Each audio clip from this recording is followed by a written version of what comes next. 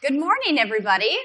And welcome to our talk here at GDC. Hope you guys have been having a good week so far and aren't too tired. We're glad to see all of you here with us today. I'm Andrea Renee, and I've been in video games media for over a decade now. This is actually my 12th GDC. It's very exciting. I love this show, so I'm glad to be back here working with these wonderful people who I'm going to introduce in just a moment. So the conversation that we're going to be having today is all about diverse business models. This is the diverse business models fueling growth across the games industry. That's our official title for this conversation. And it's all about the different ways that developers can find paths to success and how those paths have changed over the years and how not every path is going to make sense for every developer, and figuring out which path your team should be on can sometimes be a little challenging, but also can be incredibly rewarding once you find the right one. So I'll go ahead and kick it over to our fantastic panelists to introduce themselves, starting with Michael. Thank you. I'm Michael. I'm CEO and co-founder of Rockfish Games. We're a AA studio from Germany, and we're working on the Everspace series. Awesome. Hi, everybody. I am Jen MacLean. I'm the General Manager of Creator Partnerships at Xbox. What that means is that our Creator Partnerships team handles worldwide business development, worldwide release management, and account management for our North American and European partners. So it's my team that you deal with when you release a game on Xbox, when you do a Game Pass deal, when anything goes wrong, you now know who to contact. Hi, I'm Nick Popovich, and I'm the CEO and co-founder of Monami Park, and we make the Slime Rancher series. Excellent. So let's go ahead and kick off this conversation. The three of us, or I should say the four of us, have had some really great chats ahead of today talking about just how vast the concept of diverse business models is in video games. And I think it probably makes sense for us to start from where we came from, like looking at some of the models that were successful in the past and how that has kind of led to where we are now and why there's such a different set of challenges, maybe is the word today, and how to publish your game. So Jen, maybe we can start with you on some of the legacy that you've had about what business models really used to make sense that maybe don't make sense today. Yeah, thank you. So I got my start as a playtester at Microprose many, many, many years ago, where it was really box product distribution through retail. I was able to work on titles like Civilization 2 and Darklands, but there was one model to reach your players then. I think what's really interesting is that when you think about how the industry has evolved over the last 30 years, we now not only are reliant on a single customer contact, we of course have digital distribution. It's easy to go direct to consumer. You've got platforms like itch.io that make it easier than ever for indies to publish. Steam obviously is a juggernaut in the PC space. There's the free-to-play model, there's mobile. Those things are not interchangeable. Then you've got newer distribution platforms like cloud gaming, in addition to kind of your traditional console. But even in the console space, you're seeing us innovate with subscription models like Game Pass. And within Game Pass, you're seeing us innovate through partnerships like the one we did with Riot, where Game Pass subscribers can play all League of Legends, Valorant. They get every champion unlocked, every agent unlocked, and a 20 to 25% XP boost. And so this for us is really all about what are we doing to make it easier for players to play the games they want, to pay for the games they want to pay in the way that they want, and to be able to play with who they want to play. I mean, it sounds like a great plan to me. Michael, what would you say is one of the things that you've learned from where your business model used to be to where it is today? Okay, I mean, we had quite a long story. The studio I ran prior to Rockfish Games was a mobile game studio. We were really good at premium gaming, and then within a year, everything changed, become free-to-play. And the biggest challenge was like, how do you make your team follow that vision? And we had to hire a second team, and the free-to-play got the new guys, hated the old guys. Are you doing the stupid premium stuff? And the premium guys, oh, we don't like the free-to-play things. And long story short, that didn't work out at all. Actually, the company went bankrupt. I got kicked out of my own studio and had to reboot the entire thing. Wow. So sometimes it's, you really have to start from scratch. And I think in hindsight, the problem was I understood how free-to-play works, but our team was not on board. And there's no point pushing down a business model on your team's throat. If they're not behind it, it simply doesn't fly. So it enabled me to get our best people back and then get back into premium gaming on PC and console. And even there are many different opportunities. So selling the game. Then we did 2 Kickstarter campaigns, raised in total $1 million US through Kickstarter. And then you work your way up, Steam Early Access, game preview. We've signed 3 times with Microsoft, so obviously they're doing something right, and we're kind of okay. So it's you have to see where your product is in the life cycle and what business model makes sense. But really, it all starts with we have to get your team on board, not only for the game you're making, but also how you monetize it. Absolutely. Nick, has company culture impacted your decisions and which business models you've pursued? I guess to some degree, I came from free to play, and when I started Monami Park, we definitely simplified things where we, I guess you would say, sell a box, even when it's not really a box. And I think that has worked for us. We develop our games very, very long term, and if we had in-game purchases or anything that's sort of kind of deliberately moving the customer base along with you in a way that's transactional, I don't think it would work for us. We like to take our time. It's usually 2 updates a year. And by doing that, we are basically inviting players to join us for when that content's available, and then honestly tell them, see you later after it's done, and see you again in 6 months. I think that's worked for our team because we get to develop at our own pace, and it works for our players because they're able to kind of disengage with our game in an emotionally positive way, which allows a player to return to it. If you're stringing them along and they eventually get frustrated with the amount of content that's coming out or the kind of content that's coming out, and they leave in an emotionally negative way, usually, screw this game, and then they're done with it, you'll never see them again. It's like a bad breakup.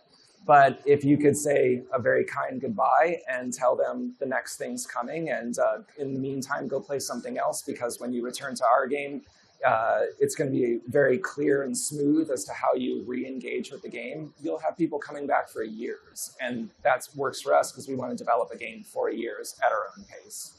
So you're saying that having a transparent, line of communication with your consumers is really integral to a successful business model. Yeah, and in an age of kind of FOMO design, let players quit your game.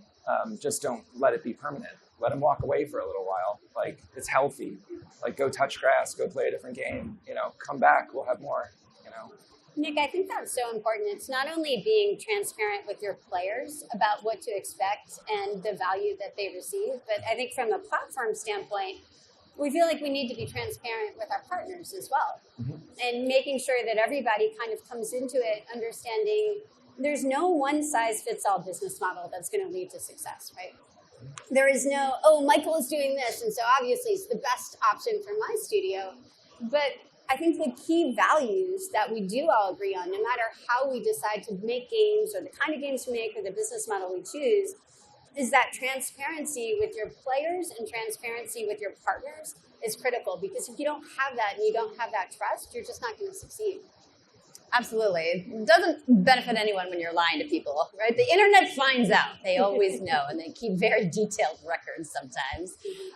Michael, how has your company adapted to the way that technology of making games has changed, particularly in this new generation and all the different tools that are available now, both on a design and a publishing perspective? Have you guys specifically pivoted to one thing or another because of changing technology?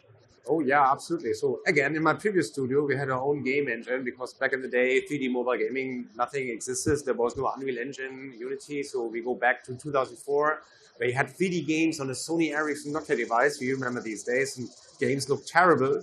And then when I started Rockfish Games, the new studio, I did that with a work-for-hire job. One of the AAA publishers wanted us to make a co-op space game for the back then new console generation. And they had an Unreal Engine, platform license or a publisher license. So we were forced to work with Unreal Engine 4, which was, for us, the best thing to do. Because if you build your own engine internally, it's always uphill battle. If you're always catching up with these bigger guys, and then on this new platform is fantastic. And it supports any platform. Yeah, of course, you always have to work a little bit around the corners here and there. But basically, this was one of the pillars that really helped us to lift that new studio. And then open platforms that you can publish the game anywhere on Steam. Then Xbox open up, so it wasn't a walled garden anymore. ID at Xbox, fantastic program, and from there you move on. How are programs like ID at Xbox, encouraging, developers to explore those different paths? Because particularly on the indie level, it feels like you don't really have as many options as it seems you do. You kind of have to pick one or the other because it seems a little risky to be like, oh, we're going to publish here and here and here and here and just hope it all works, right? I think that's such a common misconception. I mean, like at the end of the day, especially for smaller developers, first and foremost, you want the developer to succeed. Because if we work in a community or an industry where you make one game and odds are that, and you fail, that doesn't help anybody. It doesn't retain our talent. It doesn't give players the experience that they're looking for. It doesn't build this overall industry ecosystem for success. And so I know from the Xbox perspective, look, we want our partners to succeed first and foremost. And we want Xbox to be part of that success, but it will not be all of that success. And so we encourage partners to take their games to Steam. We encourage partners to take their games to other platforms. And for me, one of the things that I feel really excited about is when we talk to a partner who says, you know what, we actually saw the game overperform on other platforms like Steam when we did a Game Pass deal because the word of mouth that having millions and millions of subscribers generates is an incredibly valuable marketing tool. And when you are working in a small studio with an incredibly constrained marketing budget, wow, that is how we reach success as an industry, as a company, as a platform. Well, it's great to hear that you guys are, not jealous of the other platforms because that would make it awkward for everybody, right? But Nick, I'd love to hear from you about your thoughts on subscription game models because it feels like everybody and anybody has a subscription model these days. Yeah, it's definitely, we're in a new reality right now with that. But if you're a developer, you really need to think not only about like at a very, very high level which platforms are going to be on, are you on Steam, or Xbox, or are you on PlayStation? But like within that, do you want to be on Game Pass? Are you going to be free to play? Those sorts of decisions, because that should honestly influence the kind of, in a lot of ways, your design. So when you think about Game Pass, it's a subscription service.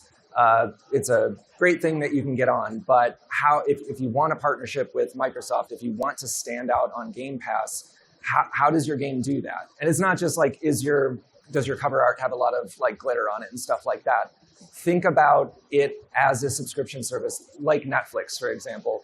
Netflix has a wide range of content on their service, but do you remember when everyone watched Tiger King during the pandemic? Is anyone on Netflix doing that now? Does anyone like get a new Netflix subscription and goes, oh man, I really got to watch Tiger King? No, it's a moment that passed, but it was a moment we all shared and we all watched that. Maybe your game is that. It's something that everyone is just like arrested, like playing this thing for a moment. And that's why Microsoft would be interested in you. Or are you like 20th Century Fox content? Are you like Simpsons and Bob's Burgers or like Frasier?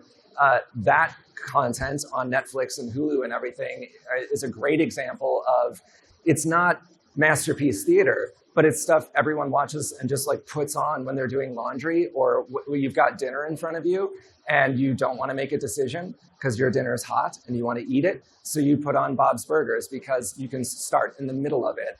And like, that is sort of where Slime Rancher fits into. It is this warm bath that you slip into whenever you like, and you can pull out of whenever you like. And you can think about that in terms of your design. Like how would you fit? In our case, we offer hours every month to Game Pass because, as we were talking about before, like there's like cookies coming down the conveyor belt and players are like, right? And one advantage that you can have is your game requires a lot of chewing on that cookie and it takes a long time. And maybe it's something that you could revisit. Now the metaphor is getting really weird, but I like it. I like it. yeah. Now But like cookies, that could be your value, proposition is like you offer hours, and you're a reason that people would be on Game Pass for months and months and months. Like think about that when you're designing your games. How are you evergreen? Because that is a bullet point for you to sell up your game and get on these platforms. And it's not just like, well, we won some awards or we have this many levels or whatever it is, right? You can think differently about your experience. I think you just called Game Pass a cookie jar. Yeah. Well, it's interesting though, thinking about it, using this analogy of like the conveyor belt with the cookies. It's like, which cookies take longer to chew and eat, and which cookies can you just like eat one at a time and just, consume them. Does a model like Game Pass prefer one over the other? Like when developers are thinking of, okay, I want to get a Game Pass deal, but are they only going to want like a really chewy cookie, or do they want like a bunch of mini cookies? Only chocolate chip, right? No, it's a really great question, and we hear that from developers a lot. And the truth is, when you look at the 25 million plus Game Pass subscribers, we see a few different things that are interesting. First and foremost, Game Pass subscribers play more games. They play 30% more genres, they play 40% more hours, and they spend 50% more on games after you take out the Game Pass subscription. So they are a highly engaged and also, highly monetizing audience. That 30% more genres, that's key. Because you have somebody who says, you know what, I am joining Game Pass for Age of Empires 4. I am a huge strategy gamer. I've got Crusader Kings 3. I've got all this great content. Oh, but unpacking, my friend Nick told me about that. It's such a lovely game. I'm going to try that. Or you'll be like me and, if you find me at Saturday on a weekend, I am playing Persona 5 Royal at 2 p.m. at 9 p.m. on Tuesday night. I don't want anything I have to think about. And that's where something like Slime Rancher is a really great fit. It's a nice, easy, fun, cute experience. And it's not something that is going to cause my brain to bend as I try and figure out how to save, Tokyo as a Japanese high schooler. So there's space for everything is what you're trying to say. Not only space, but everything is required, because it's that diversity that not only helps us attract subscribers, but especially helps us to retain them. And I think when we think about subscriptions, we often go to Netflix or Spotify, because those are the entertainment subscriptions that we all use. But we know games are fundamentally different. It's not like you are playing the same song on repeat a million times if you're my 10-year-old who loves Taylor Swift. And it's not like you watch Tiger King just once, right? Games are really different. And so to your point, Nick, as you think about how you use your game to maximize your distribution platform, to maximize the business model, to maximize the tools your partner brings to you, it might be that you choose to do a game that is a short, lovely experience like an unpacking, or a game like Slime Rancher where you have those consistent content updates that your players expect. For us, at the end of the day, we want to help each of those business models succeed. We're not going to do a one-size-fits-all. This is what Game Pass looks like, take it or leave it, because our players are not one-size-fits-all, and our content shouldn't be one-size-fits-all. Michael, you did a deal with Game Pass recently. How have you guys kind of tailored what you were doing with that project specifically for Game Pass, or did you not tailor it at all? We didn't have it in mind. It's not that we planned the game, the Game Pass subscription would be, because you don't know if it's getting picked. But it does make sense that you have this in mind, because Game Pass really increases your install base significantly, and you tap into different markets, especially with a space game. It's very niche. People say, oh, the space game is complicated. I don't know if it's good, but if it's Game Pass, to give it a try. And with Everspace, oh, it's quite casual. It's very colorful, lots of action going on, and also has a story and whatnot.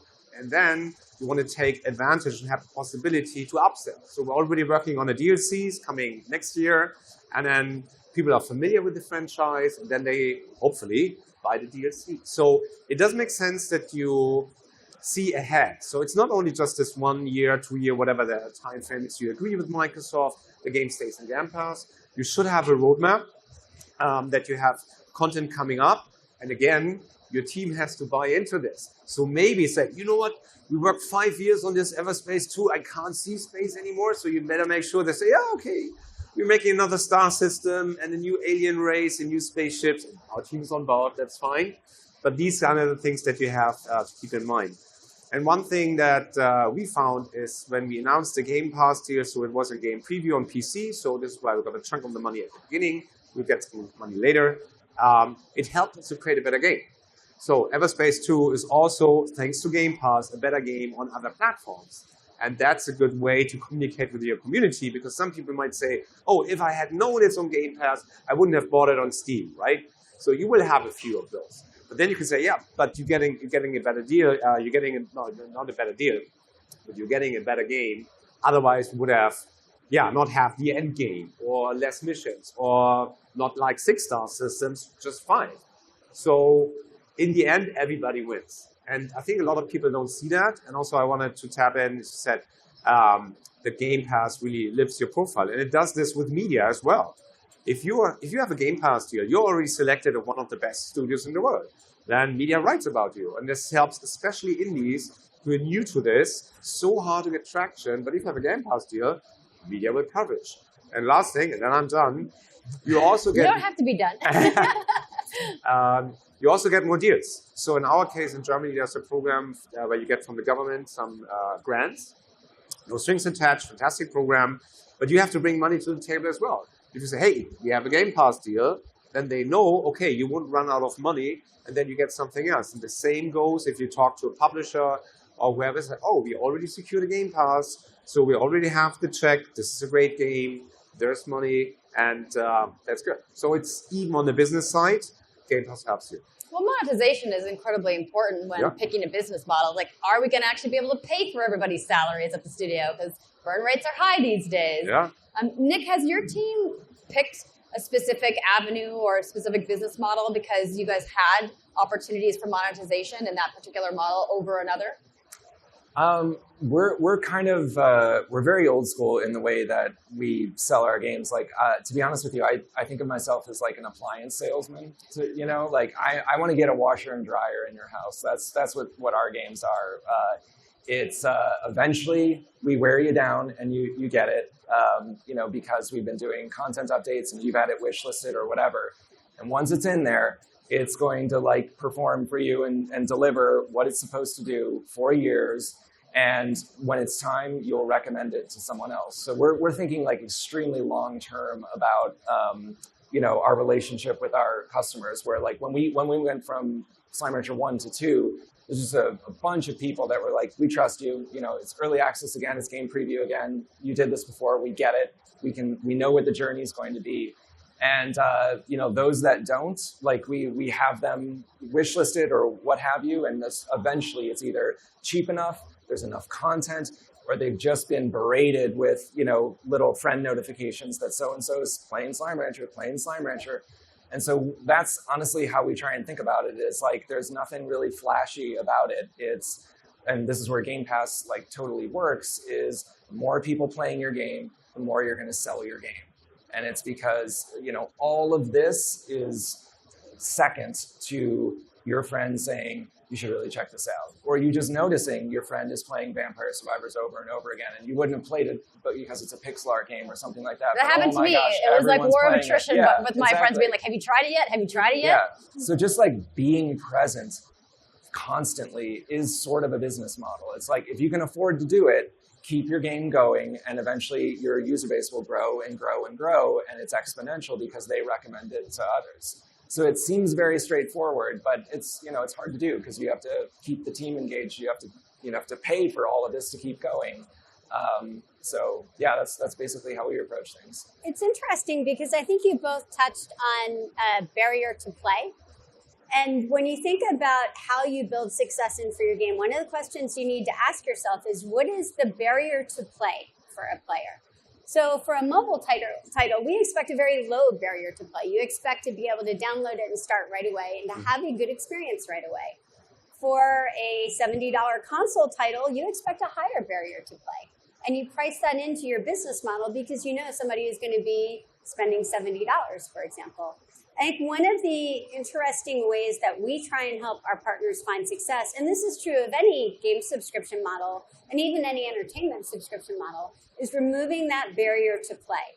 So for a smaller niche title, you want as low a barrier to play as possible, right? For your title, it's a sequel established. You know that you have a diehard community. You can probably get away with a little bit of a higher barrier to play. And so I think as you all think about your games, the games that the player experience, the monetization model, to me, the first question you ask is, how high of a barrier to play can I tolerate? And then the second question is, how do I get the barrier to play in that sweet spot? Yeah, totally. That is sort of related to like thinking about your game's capacity for success. Which when you're developing your game, we all like to think, oh, it can go gangbusters, right? But if your business model is, or your hopes are, it just goes viral. I'm going to make a great game, and I hope it goes viral. I hope people notice it on my chosen platform.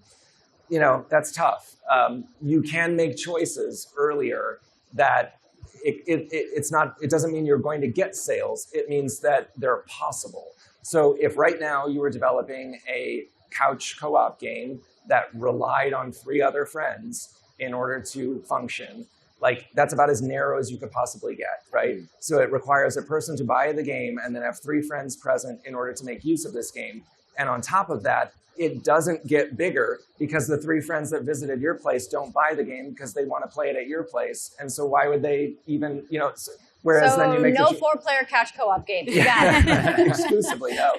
But if you just make some changes, and obviously, this is obvious, but like it's online, it doesn't require 4 players, but if they're present, it's all the better. And you incentivize the player in some way within the game that their experience is better, or they get more if the more people are there. Well, now you've just created an incentive for people to push this game on their friends, and it just goes wider and wider. So I think like no matter how passionate you are about the game that you want to make, thinking about it through the lens of realistically, how big could this be, because it's not going to be Flappy Bird or Katamari. Those are lightning strikes. I think that there's one more thing that just came to my mind.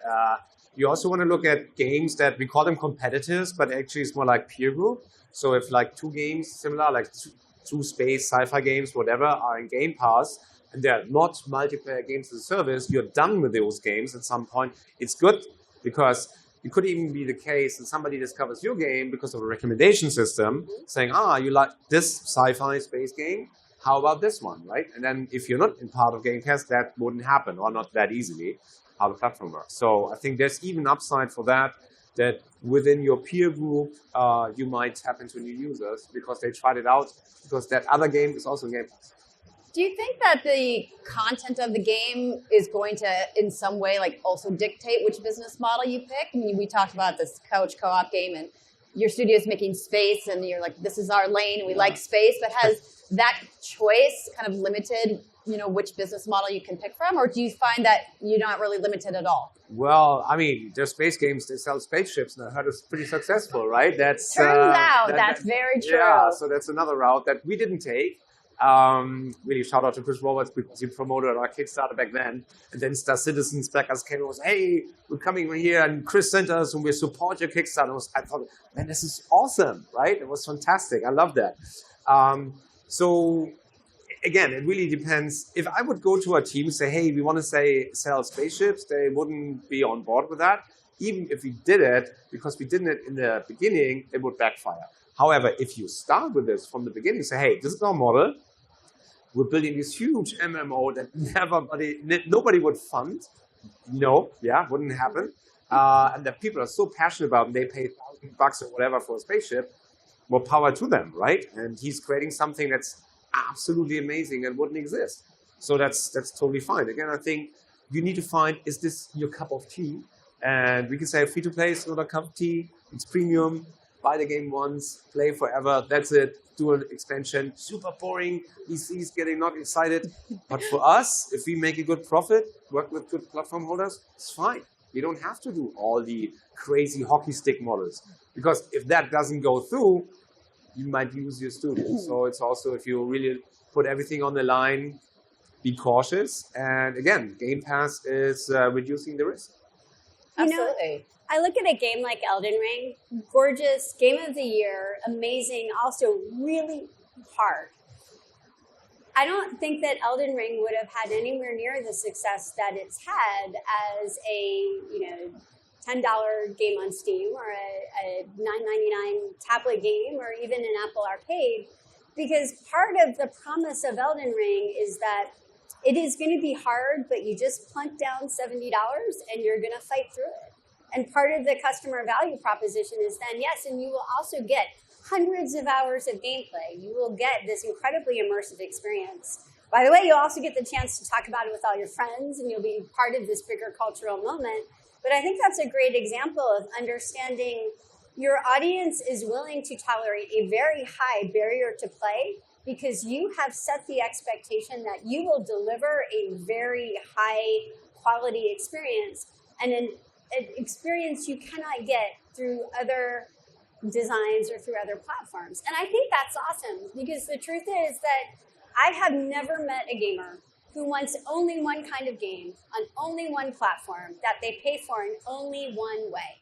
At the end of the day, we want to be there to engage and delight and entertain and move people, whether they're playing on their console or on their PC, whether they're playing a title that's in Game Pass or not. We all want the same thing, which is to bring fun to the world. And I think if anybody says there's only one way to do it, then they're really missing out on how we engage the other 4 billion people on the planet who are not playing games today.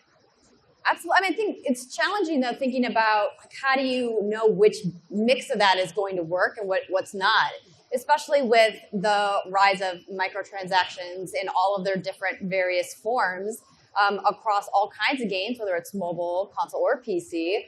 Like, as a developer, like, how do you choose which path of that it's going to make sense? Is it the $70 game, and then once you're in, there's no more money to spend? Or is there always going to be rolling extras to, kind of, again, make the cookie chewy, right? Like, keep coming back. There's a new cosmetic you can buy for your horse every single week or whatever it is. Like, how do you decide? Like, feels a little overwhelming. I'd say it depends on the genre. If you have a single player game, if you then shoehorn microtransaction into this, it usually backfires. I mean, people say, come on, that's not what we signed up for. We want to have this buy once, play forever, that's it. If you have a multiplayer game where very costly back-end infrastructure has to be maintained, and then with your life ops system, then I think everybody's okay. Like having, I don't know, vanity horse armor. And it was a bit early, so yes, maybe people weren't so accustomed to it. But these days, I mean, I play Destiny 2, and I buy silver because I want it cool. And I mean, I'm not so good, but at least I want to look cool. You want to dance with your friends in exactly, the tower. Have the cool emotes and everything. But just heard from another title. So there's a multiplayer title, and then they introduced paid emotes further down the line. And it backfired because the community said, that's not what we signed up for. So if you start with this from the very beginning, that works, right? But I think especially with single player games, you don't have that many options than just selling the game and putting it into subscriptions. That increases your install base, find ways to upsell with additional content. But yeah, if you have multiplayer, Game Pass, Battle Pass, Season Pass, everything works. And I think these business models are cool. And if you do a multiplayer, the cool thing is like you're really opening up. You have more points of entry to a series. That is fantastic. But man, multiplayer, online services, that's a completely different thing. So not us. It's too big, too risky. Nick, you mentioned that you guys update, Slime Rancher, a couple of times a year. Do you guys take a lot of your community feedback into your plan for like what you guys are going to offer in each of those updates? Or how often do you balance the community feedback with stuff that the people at the studio just are wanting to experiment with? Yeah, we definitely listen to community feedback. You have to kind of pick your battles because in our case, you are just constantly getting suggestions for this kind of slime or that kind of slime, right? And one of the reasons that we do game preview and early access is you're actually able to see how people are using the game in addition to what they're saying. So analytics are super helpful. We find out that players early on are getting hung up at this, or they're never engaging with that, and sometimes the why is surprising. I think that's something that we're always looking to do. I think that's something that basically every developer has to do, unless you're one of the ones that, goes underground for 3 years, drops a game, and then disappears again, and rinse and repeat. Like what Tango did with Hi-Fi Rush. Yeah. Like the surprise. Yeah, game. absolutely. But I think we're just in this era of, certainly when I was coming up, you didn't have access to developers the way that you do now. You can't have a conversation with a developer. They weren't present. They were, these dwarves in the mountain that delivered things and then disappeared, and it was almost mythical.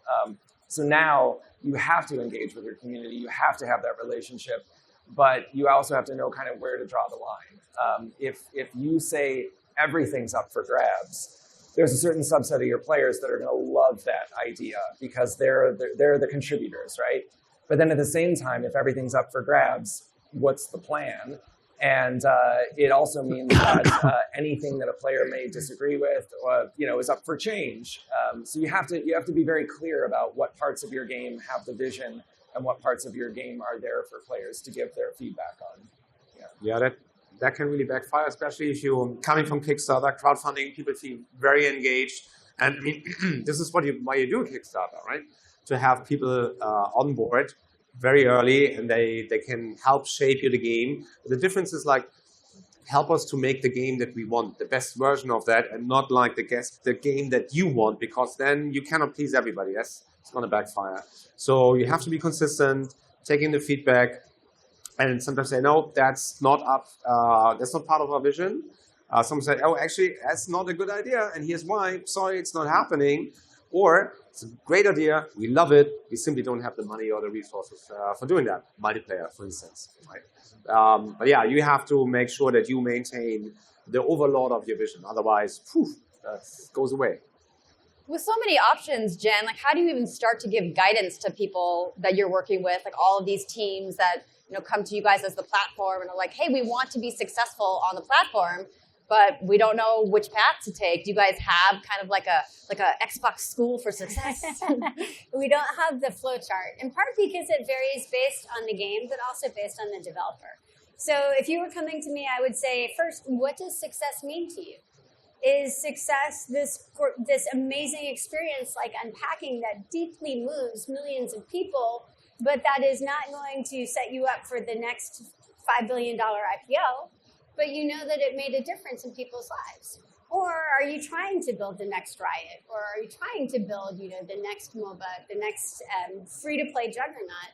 Or do you want something kind of in between? Do you want a sustainable lifestyle studio making a game that everybody loves, that you're okay if you're not IPOing, but you feel really pleased with because you have this great community of people you love working with, and you're reaching millions of players and bringing them joy and delight. And once you understand what success is, then we talk about, okay, what's your game? What's the audience you're trying to reach? What's the barrier to play that they will tolerate? How do we lower that barrier to play? And how do we do it in a way that maximizes your chance of success, not only within the Xbox ecosystem, but your chance of success, period? And sometimes, so if you're saying, hey, we're going to make this co-op multiplayer brand new IP, I'm like, great, let's talk Game Pass day and date. Because you know what? The value of having 25 million people hit your title the first day is huge, especially as a new IP multiplayer title. If you're saying, actually, we want to make the next Elden Ring, we want to make the next God of War, then it's a different conversation. Because especially if you are from software, you might be able to say, yeah, this isn't right for us day and date. We already have this established IP. This game is hard and we love that and our players love that. Great, then let's talk about a different opportunity. And let's talk about how we can make sure that everybody knows that this game is available and that they hear the word of mouth from everybody who's playing it.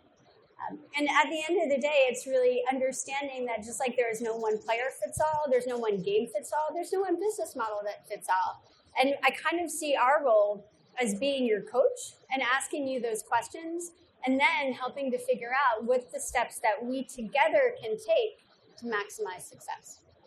Nick, you mentioned the idea of chasing a viral concept, like a viral game or a viral, moment, and how it's virtually impossible to do. But there's definitely trends for success in business models and moments that feel like, oh, hey, like free to play, I think was a big one where it's like everybody jumped on free to play right away.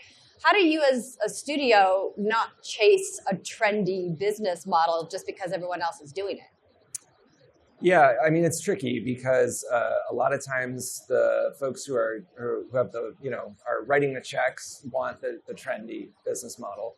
But oftentimes, be it a business model or a new genre that's emerging or something, by the time you're, chasing it, you're too late, right? But if we're talking about a business model, I would not want to be chasing something new. I would want to be looking at something that is established and going with that, because if it's already established, that by the time I finish my game, it's going to probably still be there, and for the life of my game, it's probably still going to be there. Like if Game Pass were brand new today, I think that's a very different proposition than where we are today again. But yeah, I think that's very important, and that comes down to your games as well. Like within genres ebb and flow in terms of popularity. Obviously, like you mentioned, Elden Ring, like the entire Souls series was a surprise. That was a dated style of game, and then it came back. And so I think when you're developing your game and you're thinking about, which obviously ties into your business, like think about that genre as well. If you just make a genre entry, it's not going to fly. We're long past the days of like, it's a good rental. Remember people used to say that. Like those games don't work anymore. You need to think about how within that genre, you're expressing a new idea, but you absolutely sell within a genre. Like, RTSs, that genre over the years has gotten smaller, like in terms of the player base. However, the players of RTSs buy every RTS. And so you can build your business around this idea of like how many RTS players are out there in the world. Conversely, MOBAs, massively popular, right? How many games are actually people playing? Like, what are there, 5 of them in the world? And so what, you're going to take a piece of that pie, right? Like it actually, I would bet on RTSs in that case, because at least I know those folks are going to try new things as they come up, be it Game Pass or on Steam or whatever. So I think that's crucial, that you look at the genre, not just as like, well, people like Western games, so I'm going to make a Western. It's like, how are they buying them? How big is that? What are their expectations within that genre? Like, use all of those things and you'll have a much better chance. Michael, has your team ever been swayed by the lure of making like a battle royale and getting in the fray? Man, that's the saying the many times. I mean, I say, hey, Everspace, battle royale, that's the next big thing. So oh, please stop. No, yeah, of course we had that. Yeah. We had that quite a lot of times. And again, this is not us. I'm thankful that we weren't, tempted too much, that we went down that path, because, I mean, it's a major decision. Then you spend like 1 or 2 years on something, chasing a trend. That, oh, damn, that was wrong. Then you lost these 2 years instead of like doing what you think what you're good at. I got to say, in Everspace 1, we had VR support. That was a big thing in 2015 or something. So part of a Kickstarter campaign. And because it was optional VR support, it's not like fully optimized, and then it's it's an audience very hard to please. So to say, oh, the controllers are not supported or whatever, and you're like, yeah, but there are not enough buttons on the controllers to do all the thing in our game. It wouldn't even work. Doesn't matter. You get the negative reviews, and you do this, and you look at that, and our team works, and they said, why should we do this for like 1 or 2% install base? So you have to be very, very careful to chasing these trends. We thought it makes sense to have VR in our space game. Yes, it does. But if you do it, then you have to make a VR-only game. And for that, the install base is not big enough. So going back to what you said, doesn't really make sense how many people can play that. And that has a big impact on what you do. And this is why there's no VR in Everspace 2. And the VR players are livid. But we're like, nope, we tried it. It's not a good call. And we know why. We're not changing our mind. They're not happy. I mean, there's always going to be that vocal minority, right? Yeah, of course, yeah. I want to kind of call out the difference, though, between chasing a trend and chasing inspiration. Yeah. Because I look, for example, at Power Wash Simulator. I'm fairly sure that development team did not, when they were small children, say, I want to make a game about power washing. Right? But that game is so much fun. And I think one of the cool things that the subscription business models, reduced barrier to entry, gives is the flexibility to say, wow, look at those YouTube videos of power washing. They're so oddly hypnotic. Let's see if that's fun to make as a game. It's really, really fun.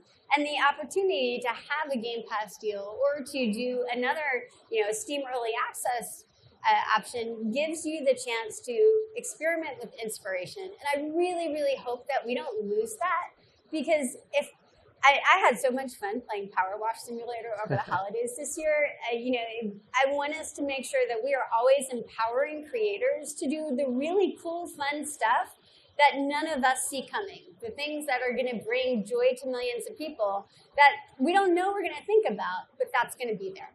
It seems too good to be true, Jen. This idea that Microsoft is just here to fund people's dreams. Is it true? Can we all get Game Pass money?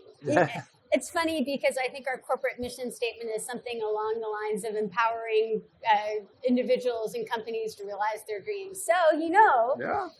like with Game Pass, at the end of the day, everything we do is in service to our players and in service to our subscribers. What that means is that we are not going to bring 200 first-person shooters to Game Pass. It means that we're going to look for a diversity of play experiences, whether that's genre or length or difficulty or age or rating or, is it a strategy game? So when people ask me about what's Game Pass looking for, it's a great player experience that brings something new to the subscription. And whether that is a new take on an established genre or something that is sweet and moving like an unpacking or something that is just really cool and fun like a power wash simulator, we're open to all of those ideas, and the best way to approach it is to have a dialogue. Because there are opportunities that might be right now that wouldn't be right, say, in a year or two. Well, what happens, though, if it doesn't necessarily go as planned? Has there been an opportunity or, a moment in your guys' studio where you maybe picked a path, like a subscription or a free-to-play or a specific kind of DLC rollout, and it just didn't work? The players just weren't on board, and you guys were like, well, now what do? We have to pivot?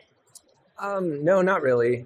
We've had, that's great news. Yeah, not at that high level, but we've definitely had development challenges and had to pivot over time. But I think if you're jumping around too much between your what your business model is, that's incredibly disruptive. And so I think you need to be extremely careful, even at the inception of your company or at the inception of a project, and have an idea of where is this going. Because those pivots in business model, you've seen successes with them, and some of them are the biggest games that we know today.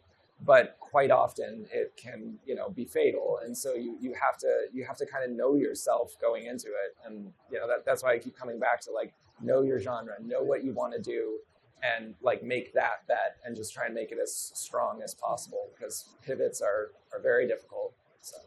It would also, I think, be a mistake if anybody left the session thinking there's only one path to success in this industry, whether it is a single monetization path or a single platform or a single genre.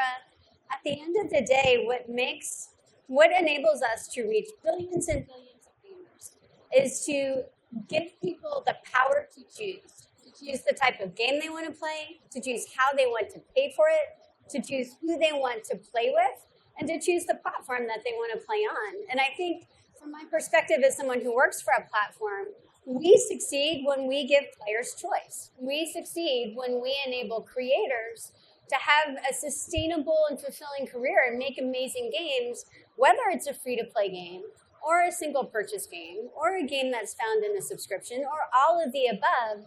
If we as an industry over-rotate to a single path, I think we're doing our players and our creators a disservice. Gaming's for everybody, right? Exactly. On every platform, everywhere. No, I think it's an interesting idea, because I think for so long there was this collective thought, maybe it was just pervasive social media, of this console wars, right? We're in one side or the other. There's never to be mixing of any of the player groups. But I feel like crossplay really kind of blew that door wide open and really changed how a lot of developers think about which business model makes sense, because all of them could potentially make sense when it comes to designing for platform. Michael, has your team been impacted by some of that technological change of saying like, hey, we don't have to just be a Sony pony or just be on Nintendo or just be on Xbox. We can do PC and mobile and console too. Yeah. I mean, as a single player game, you don't have the cross-platform thing going on that much. There are barely people demanding or wanting, can I take my save game from my Xbox to the PlayStation? We don't have that. But of course, you want to make sure that within these communities, you are seen and they like that. We don't design a game explicitly just for PC or Xbox or PlayStation with that in mind.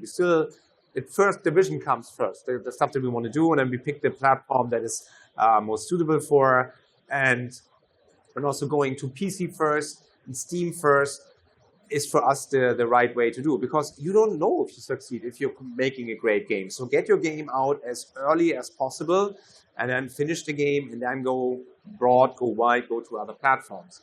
So this is also why we said we might make the PC version first and then we do the console release. It used to be common sense. You have a sim chip, all platforms, because you get a bigger beat media-wise. I get it, especially if you do retail. But if you do go digital, we found more success in finishing the game first on PC. Then people say, oh, the game is really great, hopefully. And then you come a few months later, you come to console. That should be both, unless you have a special deal, which is still okay, also works, right? You have this, it's a path with certain steps, and make the game, even if you focus PC first, if you don't have in mind, need to have gamepad controller at some point, and also people might be playing the game at like a couple meters away, we're in America, a couple feet away from the screen, you can still read the UI, you should plan for that. So not what you said, like the cross-platform thing, that's not a thing, but we have to make the game work on all the platforms, and have that, while you design the game, have that in mind. So are you essentially saying that designing for a single platform is dead? No one's doing it anymore? Okay, that's a good one. No pressure. Yeah, no pressure. Not everything. We wouldn't do that. We certainly wouldn't do it simply for de-risking. Because then whatever happens to the platform, if the platform is gone, the money is gone or whatever, then you do what? And also, ideally you want to build a franchise. So ideally you be on as many platforms as possible, have as many entry points as we said, lower the barrier. So yeah, probably a game works on your one platform is probably, I wouldn't call it dead, but VR would be a different thing. Because so special, you can make a game that only works and is designed for VR. That makes sense, right? But if you make a game that could theoretically play it on every platform, then it's every platform. Well, Jen, and what about all of these acquisitions that Microsoft has been doing, buying up studios left and right to kind of take advantage of the benefits of kind of tunnel visioning on the hardware of one system? Do you think that is something that developers should ask themselves, is this the right fit for my team? Should I look for a potential M&A deal? I don't think that's actually what's happening, because if you look, for example, at Age of Empires 4 or Forza Horizon 5, they had their franchise best sales, and they did it by releasing in part on Steam the same day they dropped day and date in Game Pass. A lot of that success comes from the word of mouth, like, oh, you've got to come race in Forza Horizon 5 with me. You can't. What they did with the Mexico environment is so gorgeous. You've got to see this. And it gets back to wanting to enable player choice. So that's why we took some of our first-party content to Steam, and why we want as many people as possible to play our games. And when you think about our bigger picture, where we succeed is not by measuring a console install base. It is by helping to bring billions of players to games that are made by developers around the world. And I can't stress this enough. I am biased because of my role at Xbox. Xbox does not succeed as a platform without going hand in hand with our third-party partners. We don't. And so when we think about how we bring success to our partners, I was listening to Michael and thinking, I want you to take your game to Steam. I want you to take your game wherever you can sell it because I want to do that next deal with you. And that's our long-term priority. Rising tides, right? Exactly. Well, as we get to the end of our conversation here, I'd love to ask each of you kind of some advice maybe, or pro tips, if you will, for developers who are listening to this conversation going, what kind of takeaways can I bring back to my team to talk about our business model and maybe how we want to do things differently or cement what we have been doing? So Nick, do you have any kind of advice for people about success that you have found with your team and your business model? Yeah, sure. Obviously what we do is pretty straightforward, but I still come back to like you cannot just say I'm going to make the best possible game that I can and hope it succeeds on the platform. I think you have to know the why. Like, why would it succeed on a platform? You don't have to be able to say and thus it will because of these factors, but there needs to be a narrative that is believable by you, by your team, as to why this thing could be successful. If part of it is, A plus question mark equals C, like they're going to call you out on that. And I would be sweating that, knowing that is the plan. So I think you need to understand what it is that you're trying to do. And then it helps, of course, if what you are doing is unique. Like, make something that doesn't have competition if you can afford to do that. Like, come up with something that, even if it is a genre entry, within that genre, everyone would be saying, oh my gosh, have you seen this thing? It is the new thing. It is the thing that we're all talking about now that came out of nowhere. Bring it all the way back to Tiger King. It's this thing we didn't even know existed, and now we want to know everything about. That is a huge boost that you're going to have coming into whatever it is that you're doing. So that would be my advice. From my standpoint, you need to ask yourself some tough questions before you start development, and then as you continue through development. First and foremost, what does success look like for me and my team? Second is, what do my players expect from me? And then third is, how do I lower the barriers to play in a way that delivers on that goal of success and on what my players expect? What they both said. And I'd say, put your team first. It's like without your team, you're nothing. And also be trust. Always build trust. Build trust with your team. The team trusts you. You keep the lights on. You keep obstacles away. Build trust with partners. Always deliver what you promised and a bit more. That's what they like. And the same with consumers, with your gamers, with your community. Build trust. Show how good the game is. Don't overpromise, because that's gonna bite you in the back. And I know internet hype, internet drama, it's clickbaity, and if the launch goes bad, you have the news, and then maybe you fix the game later. I wouldn't go for that. I would go for the show what you have and get people excited, build these super fans, and then slowly but steady grow there. I'm running my own studio now for 30 years, and Rockfish Games is the third studio. The first two, it was tough for me to restart again, but now I feel this is better than it could ever been what I'd done before. And this is because you have this open platform. You can have the interaction, the relationship. There are so many opportunities to do that, and stick to that. And also, if a door closes, it's so pathetic. I know. Another one opens up. You never know. It really depends when you draw the line. So never give up. I wouldn't call it pathetic. I'd call it sage advice that, All right, okay. that stands the test of time. Okay, good. All right, so Jen, where do we sign up for our Game Pass deals? Xbox.com. I think at the end of the day, what gives me a ton of satisfaction is first hearing from friends like, oh, I played that game because I saw it on Game Pass. But especially hearing from our partners that, wow, we did better than we ever thought we could have thanks to Game Pass. And so, Michael, hearing your experience, hearing you talk about how Game Pass helped you deliver a better game. Nick, hearing your experience and the long partnership we've had with Slime Rancher and Slime Rancher 2, that's what matters. Building great player experiences, building a great community, building a great industry. We all win together. I love that sentiment. Well, and on that note, thank you so much to everybody for attending our conversation today. Hopefully you got some good nuggets about cookies to bring home to your team and figure out what business model makes sense for you, and enjoy the rest of your GDC. All right.